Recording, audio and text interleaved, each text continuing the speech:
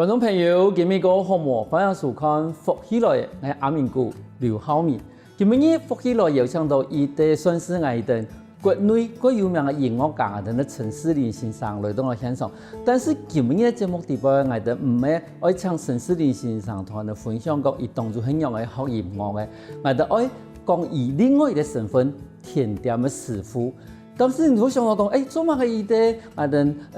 音樂家，伊做乜嘅會變成伊的甜點師傅呢？今日呢福起來，羅同講做乜伊的音樂家會開始變成伊的甜點師傅，從此聽我的節目可以10年的伊的法國式的甜點店。我哋馬上歡迎今日來賓，我哋士林先生，士林先生好。我大家好，我係來自屏東聯絡，現在喺台北的陳士林。喺國內來講嘅話，大部分人都講算是伊個音樂家啦，拉大提琴嘛，但是我哋講其實人家甜點店嘛可以10年咧。但是我哋會想講，音樂家其實就已經冇簡單咧，然後變成伊個國內有名、國外嘛有名嘅一個音樂家，做乜嘅當初會想過去學甜點？很難講就是我覺得是人生的一個機緣。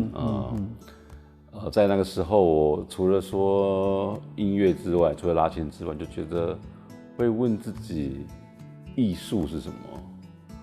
那大家想到藝術，會覺得應該就是音樂，或是跳舞，或者寫作，就做這些專業。我覺得要是藝術只是這些專業去定義的話，那是蠻恐怖的，因為其實一般人不會比較少去接觸這些。所以那時候想法是覺得藝術應該有一個就是最小公倍數，或者就是應該有一個東西比較是更底層面的可以來解釋藝術。所以那時候就覺得說藝術應該不是哪一種形式，而是你怎麼去追求你在專業領域上的態度這件事情，你可以成為藝術家。所以這樣的想法，我就開始想好去理解別的領域、別的行業的藝術家是長怎麼樣？那音樂家都愛吃，然後我們因為常常巡迴，所以常常吃到很棒的一些料理。像有一次剛好在德州還有新墨西哥州巡迴大概1個多月，去到每個地方，大家都會請我們吃牛排，但每個地方的牛排，每個師傅做起來都不一樣，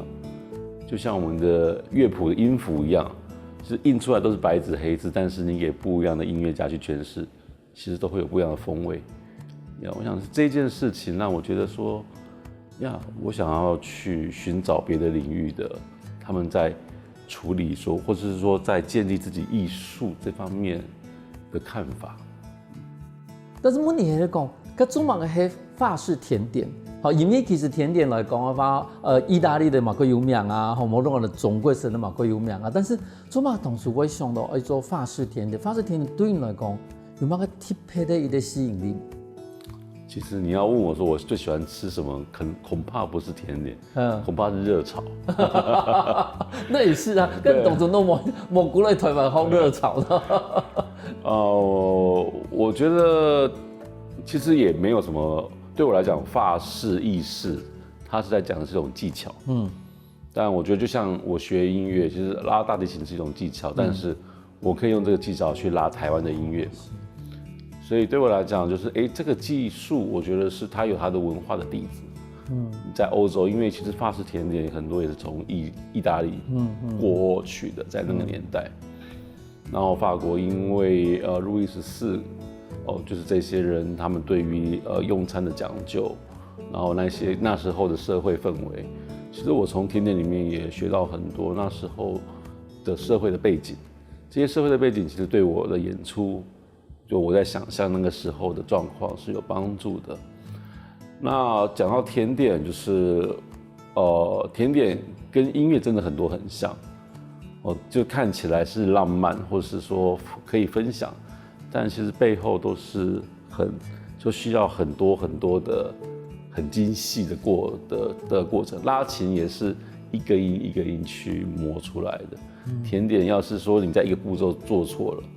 你就是要從頭來了。其實他們兩個很多很接近的地方。也攏啊，一直想要摸呢，講，因為其實像我哋常常會講啊，也食譜本啊。但是唔見得做出來啊，因為其實每一個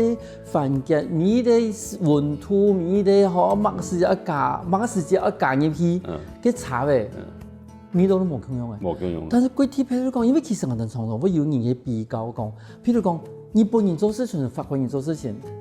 冇共用。但是你這個具體譬如講，你這個現在的一個其實對於我哋講工序來講，對於我哋的算是。工廠來講最嚴謹的一個國家，日本去學法式甜點，當初呢我想話去日本，同時去我哋說福岡16間，算是福岡最有名的一個法式甜點店，當初呢我想話去嗰邊學習緣分，就因為大學那時候後來認識了林和惠老師，他是個鋼琴老師，他先生就叫黃茂雄，就是東元集團的會長。然後他也知道，我在那時候，因為我是現在加拿大的廚藝學校做甜點，那他知道，所以他那時候可能也在想說，就是要是我這個興趣的話，他也可能跟我分享一些資源，就跟我講說，在福岡16區，他認識這個師傅，就是這個師傅也是天皇授勳的師傅，那你有沒有興趣？我幫你介紹。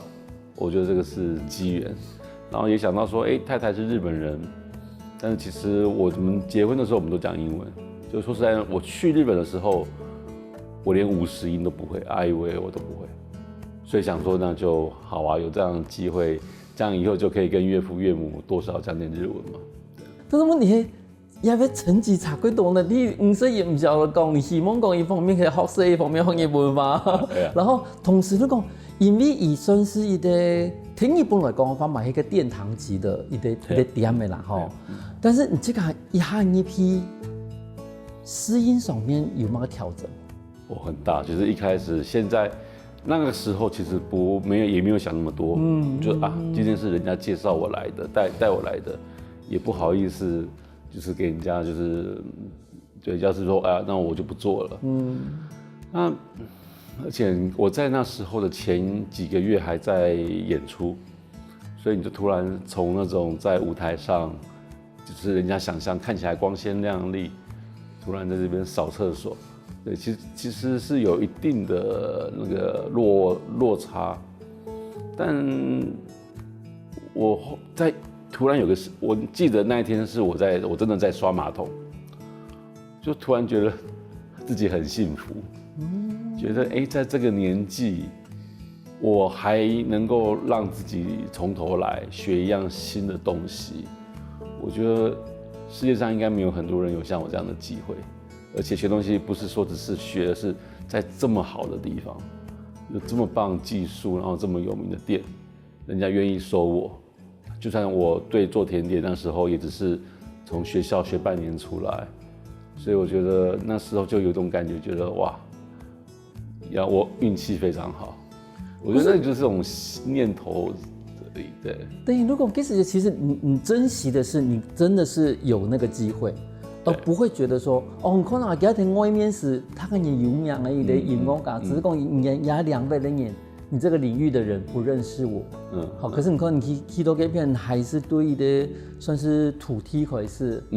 等於講最之前的土地，因為你還要刷馬桶嘛。等於講你剛入門的一個土地，開始去做一件事情。但是你突然能講，你這個歸珍惜原來機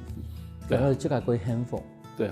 不是等於講有安尼想法的時間，喺這邊學習，你唔會感覺到歸辛苦。你會覺得什麼事情都很有趣，對啊。因為通常在我們那個年紀，或是有這樣的成就，你就覺得那我就是在這邊了。我覺得也很好，但那時候我就覺得，我們人活就是這幾十年，要是能夠體驗多一點，而且說實在的，每個領域的人都不一樣，一樣都是人，但是你的專業背景、你工作的地方給你的人格的培養差很多，所以我就覺得，突然那個時間，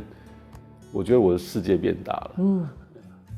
真是如。你講，真係有一啲該好嘅機會啦，吼！等於講從一啲專業嘅兩個地方，馬上轉到另外的專業領域，好一個專業的領域裡面，而且在專業領域裡面，其實在那個領域裡面的殿堂級，對，等於就是說你不是從頭慢慢的摸索，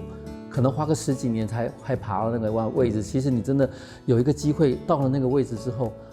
你看到的那個整個團隊是個怎樣的團隊啊？在他們在自己的專業上面很嚴謹，什麼事情說實在的。不是說我做到差不多，就是你可以看到他們對東西要求的嚴謹。我覺得日本職人，日本叫職這件事情，我覺得它就其實是藝術的一種呈現。對，那個是態度。就是你要說做蛋糕，其實大家都會做。台灣叫給人哥，你跟爸媽講說我要去做甜點，他們想到的是街口那種給人歌，對，但是在這個地方是從原物料到包裝每個步驟，老闆怎麼在看這件事情，是讓你很佩服。沒錯，因為其實外國都發現講，其實有幾多個國體的算是世界各地的甜點，到了日本以後，伊唔單止會去改良，好，同時也會把伊行出無窮的一條路，譬如講，我們今個流行的某個年輪蛋糕，那其實以前在德國的話，如果你聖誕節的時候常常會吃的嘛。但是你看，今個日本，你都把它變成安尼法用，我頭都，你看個幾多法式甜點一樣，其實到日本以後，都可以出這個法啦。那其實這中間，不管是說你是遵循傳統這部分，跟的是後來走到有新的一個演變的這部分，其實日本人有部分真的走一點哦。所以在日本的確是看到哇，這個就是甜點的藝術家們，對，所以那時候就是很堅信，就覺得藝術不應該被你是做什麼行業，我覺得是你怎麼在看待你手下的這一些你要做的事情，你的態度是什麼？所以在店裡面，老闆最常講的是，從心開始。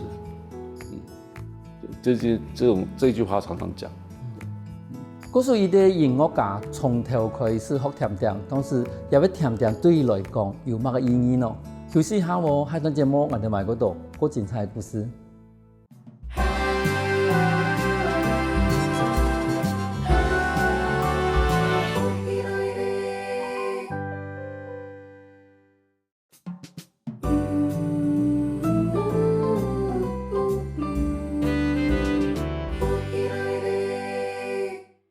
翻過來福起來，所以節目來自我哋林老，但是今日喺台北的陳士林先生來到我現場，同你分享講，當初做乜嘅對伊的音樂家重新學甜點。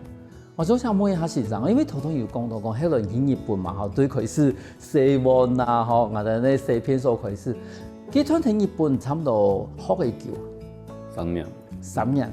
3年以內，你這個係對一開始學徒開始學係咪？係啊。咁慢慢地，伊當初喺日本很容易去分講，譬如講，某個集團都可以行到海的集團，然後一集團係咧都可以行到海的集團。由老闆決定。對啊。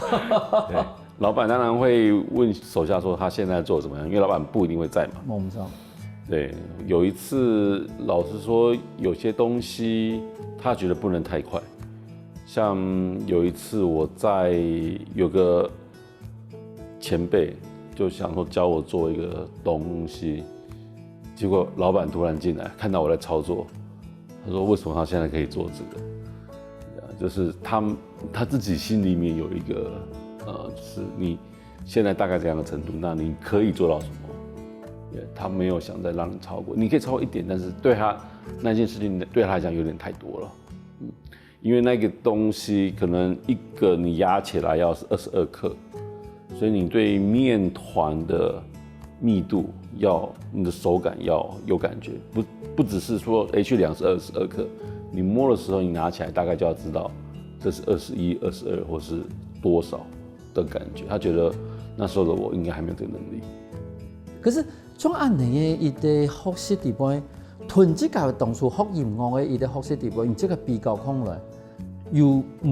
冇相同的地方？我們都講有相同的地方嗎？相同的蠻多的。說實在的，拉琴也一樣。就是我們會常去聽音樂會，其實聽音樂會也是在偷學。你看到別人拉的，你就原來可以這樣做，回去就會試看。我覺得做甜點也一樣，就是雖然說可能你還很基礎，所以我覺得反而我那時候就提醒自己，老闆雖然說不讓我學，但是不代表我不能學。對，所以當我自己只是洗碗的時候，你洗碗就是洗碗。對，但是老闆為什麼覺得要洗碗？他覺得說洗碗，你對每個工具、每個設備的重量，你就可以去你在操作上面，這個東西到底是怎樣的一個形狀或是重量，你在操作起來，你了解，你洗碗洗多了，那你對這些操作的手感會更好。這個信不信這個每個人，但是我覺得或許有些道理。就像我對一把弓，我知道這把弓的重量，它的 balance 是怎麼樣，那我會更容易去操作它。但是我覺得在有很多東西，你洗碗的時候，有時候轉過頭來，你看他們在做事情，有時候我就會我看到他在做這件事情，那我不懂，那我就可能記起來，然後等到他有時間的時候，我問他說，剛剛你這樣做的原因是什麼？對，所以我覺得學音樂跟學甜點，其實我覺得學習都一樣，有時候不是人家教你再來學，反而是說你要就是這些東西你能夠先準備好，然後你也需要去展現你的企圖心，讓他知道，原來你有在觀察。我覺得尤其是团隊的工作，在廚房不是你自己做你自己的，別人有什麼事情，你剛好我這邊沒有這麼緊急，你就去幫忙人家一下，所以你的眼睛也一直要在了解，現在發生什麼事情。我覺得這個是在學習的過程裡面，我覺得蠻重要的事情。因為頭先生你這個要講到講差不多，基本學習學個3年嘛哈。但是對於對我來講，學甜點來講，你知道嗎？其實3年算幾強呢？幾強呢？等於講你這個其實睇下3年地步，你這個唔單是講進步嘅幾強，同時馬睇3年地步，你要學到幾多可你要用你日後要用到的東西。甚至是技巧什麼之類的。其實我不會說我3年，你看我當學徒，你做最基本的可能就1年了。我覺得2年，說實在的，你要說我出師，我從來沒有說過說我3年後我出師了，沒有。我覺得在那個時候我會停止學習，就是沒有在那邊，就我有因為手受傷，對，但是對我來講，我還是我想繼續拉琴，這個念頭還是有。就我覺得我要做甜點，但是我不想把我的手給弄壞。但是在那個環境，在日本工作環境，其實去日本玩跟去日本工作是2件事情。對，在日本工作，我們不忙的時候，可能是早上6點到晚上8、9點；但忙的時候，可能是早上4點到半夜3點。就是那種聖誕節，就情人節，就是基本上沒有睡覺的。對，所以我覺得我還是要希望我的手不要就廢掉了。因為入邊我都真係好想問講，當初那開始做甜點的時間，你其實身旁的朋友啦、爸爸媽媽，其實當然一方面一定可能誤解講，其實你學嘅東西唔係講人哋路邊賣嗰種卡斯蒂拉啦，冇嗰種古早味蛋糕啦，嚇，你幾亂講咧。但是一定其實係多多少少冇會擔心講，那你梗係咪等於講唔表現入去音樂嘅事業，轉移嘅路嗬，佢一定冇會懷疑冇你講動機嚇。我呀，就是他們一定反對的，畢竟學音樂其實很花錢。他們投資了這麼多，然後也慢慢走上國際舞台了，再是有一定的知名度了。突然跟我說我不拉琴，我要去做甜點。我相信我今天是我兒子，我也會莫名其妙問號。對啊，那也很多老師也很不開心，覺得說呀，明明有天分，為什麼突然要做這個決定？對啊，其實你現在想起來，你問我說我會不會在那個時間點會不會做一樣的決定去做甜點，我也不敢講我會或者不會，我真的不敢講。但是至少你給他非常歡樂嘅3年，應該係會快樂的吧？我講快樂是快樂，但是我覺得一定有失去。我覺得在快樂的背後，也一定會有另外一面。對啊，就是看到朋友或是看到音樂家在舞台上，覺得哇，我也沉浸在這邊，那些音樂好美。對，就是覺得你會覺得，你知道你心裡面還是很愛音樂的。那種悸動無盡的。但是問題是講，有條人講，剛好你學些啥嘢，這個會做得好嘅。按鼓勵開，其實一開始馬上就要開店，我也不是說我做一定就要回來開店。一開始真的有這個當然會有想法，但是我也覺得說不一定。就是我覺得。但是後來，反正就有一些機緣，然後再到後來，就是現在這個10年這間店是我在日本的前輩，他也要離開16區，因為他們做很久了，做16年了，然後師傅也覺得他很有能力，然後他想開店，然後其實我跟那個日本師傅也處得蠻好的，在16區，他教我很多，他就說那你要不要，我就是在日本的那個16區的老闆，那個師傅就說那你要不然在台灣就找士林在台灣開，那我覺得很好啊，因為在台灣你很難找到這麼厲害的師傅啊。對，真的我覺得那時候覺得很棒很棒。對，可是師傅嘛，對講人家學長啦，大師兄，對，係嘛，叫他來台灣。對，就是對我來講，我很清楚這間店光靠我一個人不可能，因為。我覺得我是學技術出身的人，大提琴是我的技術，我很知道我學3年在那邊，我的能力是在哪裡。我今天要開一家很棒的店，我不夠。這一件事情其實我自己很清楚。所以到現在，其實說實在，我當然有時候忙的時候我會進廚房做，但是我們也一直在，就是我們還是會有一個主廚。對，我覺得。我的專業還是在音樂上面，這件事情我很有信心。但是廚房的東西，因為我了解，但是我不會說自己是裡面的。那從一個我們說略懂了哈，擺在上面哈，略懂，到後來你必須要讓這樣子的一個甜點介紹到台灣來，同時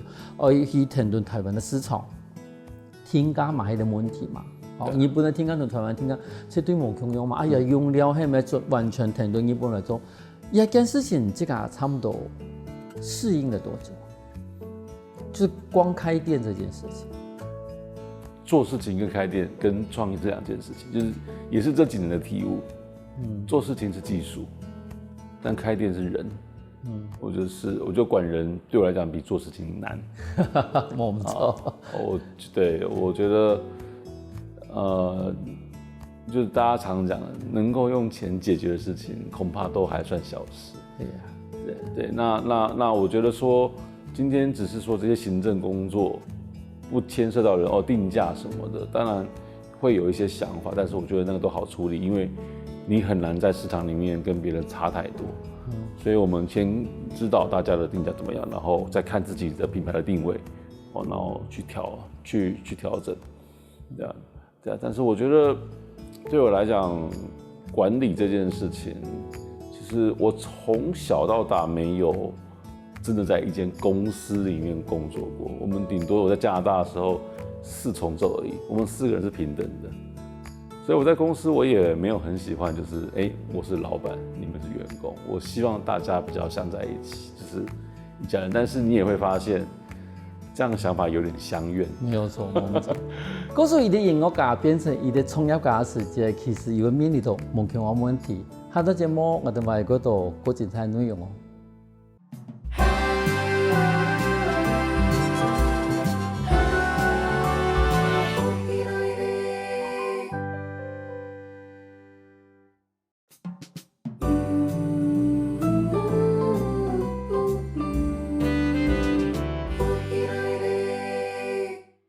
訪問過來福起來嘅，上節目我哋陳士林先生來到現場同我分享講，伊當初喺日本學嘅甜點以後，又歸來我哋喺台灣開一家店嘅。我記講其實講，你這個要睇題目可以點的地方叫 ISM 嘛哈。當初那我想要學亞名嘛。它在英文字的翻成中文的時候會有，就什麼主義都會有個字尾啦哈。對，字根都是 ISM。那我覺得它就是一種想法，一種主義。那我覺得做甜點就是開甜點很多，但是你為什麼要做這個甜點？我是希望說，這個不是只是一個卡路里，只是一個甜點，它是要好吃之外，那你為什麼要做這個？就是你對這個的用心是，或是你的畫面是什麼？我覺得對我來講，這個是你賣東西很重要的。這個我不覺得是行銷，就像其實這個就跟我們拉音樂一樣，你拉巴哈。我們看到的譜基本上長得一樣，但為什麼你要這樣做？那個跟你自己的想象是很有關係。那你有放心或是有想象在拉這個曲子的時候，這才是屬於你的曲子。我覺得當你做這個甜點，你開發這個甜點，這個是你的人生的畫面或經驗，那這才是屬於你的甜點。不然其實你看到很多店東西都長得很像，我也會覺得，那。我不知道，我來問這個主廚，你為什麼要做這個？他能說得出他的理由，還是只是因為別人這樣做，所以我這樣做？好，咱來講啊，你發現到講，其實你看啊，像總統有講啊嘛，真的樂譜，像我哋做起的方法，等我收集無同樣的演奏的版本。好，其實你睇下你講，同樣一個樂譜，與每個人看到無論一般的快慢、大小聲，其實如果轉變成也當你很容易詮釋，好這首歌，好，比如這個巴哈啦或者什麼之類的，它等於那個同樣一個食譜，一個配方，都每個人的書風底部，你真的做出來的東西，如果變一樣的，一看嘅，用嘛角度一看也會甜點，做出來的角度都冇用。你剛剛講的有些技術，我要放這個，那我的溫度要怎麼？這個溫度會讓它的香氣可能會有一些變化。所以其實這些細節都會影響到你呈現出來的東西。要烤多久？烤溫是什麼？用旋風烤箱，你的風力要多大？那你用那種一般的烤箱，那種一層一層的，我的底火跟上火各要是多少，也都會影響到你最後的呈現。因為點麼地方有的個有名的達克瓦茲，那達克瓦茲其實睇法國的版本哈，對日本的版本其實太細都冇到同樣，可能講口感其實也是不同的。跟這個很容易看下會差別啊。都台北來講的話，你有做改變嗎？其實它在法國的時候比較像是配角，就是一個大蛋糕裡面的蛋糕體，他們可能是用達克瓦茲，達克瓦茲主要的原物料是杏仁，蛋白跟杏仁，那它可能只是，但就是歐洲，因為地中海那邊的杏仁品質都非常好，所以杏仁的取得跟品質都非常好。那所以他們一開始就是說把這個達克瓦茲，就是說一個大蛋糕裡面的其中的一部分。那我在日本的師傅米西馬三島隆夫，他到法國的16區，就是這個區，法國是分區的，在那邊工作，然後就吃到了這樣的達克瓦茲，他覺得這個東西好香哦，這個杏仁好香，所以他回到日本之後，那這個東西我在日本我要怎麼變成說是我的產品，我的意人，我的主意，就把它獨立出來了。對，他把它獨立出來，然後用日本和果子有一個叫最終，就是2個餅，然後中間有夾餡這樣的一個概念，重新去設計這個達克瓦茲，然後他做成這樣的形狀。就是他覺得這樣的人比較好入口，就是他是前面比較窄，然後像橢圓形，他是在考慮到我們吃的時候人的嘴巴大小的，就是每一口的大概的感受會是怎麼樣，所以變成是屬於日本，屬於他，然後屬於日本的甜點，然後現在這個東西又傳回到法國。嘿，那你一講哦，安尼我都了解到，因為其實。所以上頭都經常講睇法國的吧，如果等於講，其實魚的各種魚的功能，其實在吸收那個蛋糕體多餘的水分的感覺。嗰種等於講，你單吃那個的時候，其實會夠早。但是問題你吃到一半的時間，好，你通常講個最終嘛，吼，那以這個本地魚的特色來講，因為像最終其實是我最愛的啦。但是真的，日本的台灣那裡的茶片，如果吃下去以後哈，日本的不會黏你的上顎，台灣那邊的啊，會整個黏在你的上顎上面，然後又烤不下來，很尷尬的場合。可是你台灣一講，我就發現到啊，沒錯，也這種感覺，他說也被變的，不單只是在吸收那個水分了，它變成了一個主角，而且那主角其實是要襯托裡面那個餡的一個味道。可啊，你講拿過來台灣哦，你有冇個改變嗎？其實我們店的達克瓦茲，我在日本學的，我還是保留，食譜什麼的，甚至那時候為了要能夠做出16區的達克瓦茲，我們也真的是買了跟16區一樣的設備，那也讓這個品質，我覺得是沒有什麼差別的。當然我也覺得說呀，這個師傅，在16區就是一種口味，那橢圓形。那回到台灣來，其實也是在前面幾年，我覺得達克瓦茲也是我們店的招牌。那我是否能夠用它來說更多的故事呢？日本師傅用這個東西來說日本的 OK， 不管是最終或是它含入了一些日本的文化的東西，然後到台灣來，我可以做什麼？其實這也是我在幾年前開始思考。那因為我媽媽是台南人，然後去年是台南的建成400年。所以我就開發了一個黑糖海鹽的達克瓦茲，那我用的是在台南關山那邊的柴燒黑糖，然後七股那邊的海鹽，就是想用這個甜點來代表台南的山跟海，所以我也是試着用這樣的一個，變成說它達克瓦茲對我來講是一個平台，那我用這個平台來說我們自己台灣的故事，所以就我想只要有想法，其實我覺得任何東西都是。你可以讓這個被創造出來的東西來為你說話。那你講我就已經流口水了，真的，你一想到個柴燒黑糖的那種香味哈，再配上一點點海鹽的鹹味，其實你講哇，真的就是代表了台南的山跟海。我真的覺得我已經感覺到講，同樣一個東西，你給它吃到日本版本的，再吃到台灣的版本的，你發現哦，你好像真的就吃到這方土地的一個味道。因為其實台灣賣幾多，譬如講那金鑽鳳梨啊，其實也今年天的鳳梨酥底包，其實大部分你大量的使用這款的台灣鳳梨啦。其實我們也做過鳳梨的，然後但是我們沒有用鳳梨醬，我們是直接低溫烘焙鳳梨，這一顆鳳梨只能夠做6片。這麼好弄？對，因為你前後要切開，因為前後是酸的，中間的酸甜還比較均，然後一片可能切完這麼厚，但是你烘乾完變成這樣，對。但是我覺得就是所以一盒就是賣5顆，就等於是一盒就是一顆鳳梨，一個鳳梨。那鳳梨其實我覺得很有趣，其實也是為了開這間店去了解很多水果的來源，才發現鳳梨不是台灣的水果。嘿啊，對。但是鳳梨在台灣貴良的貴後生。對，那我覺得，所以我在7年前就用鳳梨，我覺得鳳梨很像台灣人。其實大部分的台灣人也不是真的台灣人，但是我們都在這一塊土地上找到我們的價值。所以其實我覺得我自己會很喜歡把一些東西跟這塊土地連在一起。我覺得我希望我們吃下去的時候，不只是好不好吃，而是我可以從這個作品裡面，能不能讓我去回想，或是對這塊土地更有所感動？我覺得這個是我想開甜點店，我覺得一個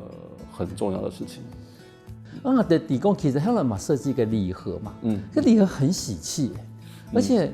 你這種感覺，如果你歸團滿式的，給當初禮盒的一個想法是什麼？其實我們現在講的這個禮盒，其實是那時候跟台灣一個很有名的剪紙藝術家楊世義合作的，那非常好的朋友，也是我覺得真的很棒的朋友。我覺得對我們來講，那時候也是我們在想象這個禮的時候，我們的想法，我覺得禮盒裡面裝什麼？但你說我禮盒裡面裝甜點，基本上的甜點禮盒裡面都裝甜點，我覺得這個沒有什麼，所以我們就會要跳出來想。那送禮的意義是什麼？我今天送給你 ，OK， 我就說啊，這個是台灣最好的甜點也好，或者是台灣最怎麼樣的，就是怎樣的甜點，我覺得，或是最怎樣的東西，我覺得 OK。說實在，收到的人他會覺得啊，謝謝你。要是我們是收到禮盒的人，我們會怎樣覺得感動？我們會怎樣去很清楚的去感受到你送禮者你想對我的祝福或是感謝？所以其實我們在這個除了盒子，這個盒子的外觀就是我們希望跟你分享這樣的一個歡樂或者喜氣，但重點是我們裡面會準備一張卡片，就是客人可以跟我們講說你們想要說什麼，那我們會幫你打上去哦，然後你也可以你的簽名，你也可以就是白紙黑字簽，因為有人可能是一次要送個50-60份，他也沒辦法每個這樣寫，他就打字給我們幫他打上去，用比較像手寫的字，他的簽名就是手寫，然後我們再幫他轉成像一些檔案，就是可以直接套上去。因為當客人打開來看到這些字，這個禮盒才是真正屬於他的。我覺得在那個時候，當你看到你要送你的人的這些內心話或什麼的，那個時候這個禮盒才真正是屬於他。不然，假如說一般的禮盒，不管是多高級的，我想很容易可能名片，大家會貼名片嘛，但恐怕名片拿走之後，他就可能被轉交給另外一個人了。我們知道。所以禮盒對我們來講的意義，真的是傳遞祝福或傳遞感謝這件事情。所以也找了這麼有內涵的一個藝術家。所以對我來講，這些禮盒的外觀也都是其他藝術家的一個創作的平台。可是看下節目，你會發現到講，其實士林先生不管是對音樂來講，無論對甜點來講，開店也好，無論講頭講的最賣的禮盒來講，其實一路對心開始，希望講用心去了解到，都來接觸一個禮盒，同音樂的人，識到有甜點的人，以係樣的角度來想講，一樣把最好的東西送本。今日感謝我哋士林先生來到現場分享很多很精彩的故事。感謝。我感謝觀眾朋友要來台北天母那個人愛甜 ISM 行的，多謝。休息一下喎，再聽我哋先生來共我溝通哦。我跟福喜來的觀眾朋友，記得去我哋面書網站，還有到我哋客家電視台 YouTube 把我哋影片分享出去哦。